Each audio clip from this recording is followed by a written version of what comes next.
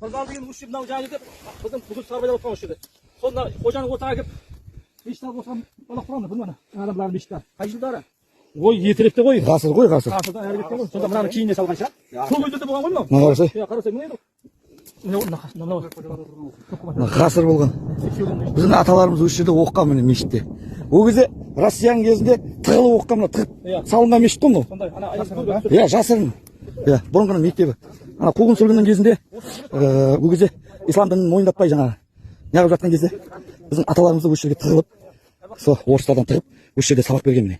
Біздің аталарымыздың оқыған жері осы жерде. Мешіт, пәленбай ғасыр өтіп кеткен. Ағаштарын қарасай. Сол күйі тұр мына. Пай.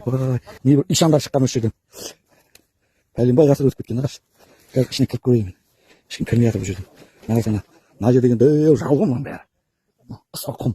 Соның арасына осы мешітті тығып салып, біздің аталарымызды оқытқан осы жерге. Мінекей. Мына ошақ екен міне. Мына жер.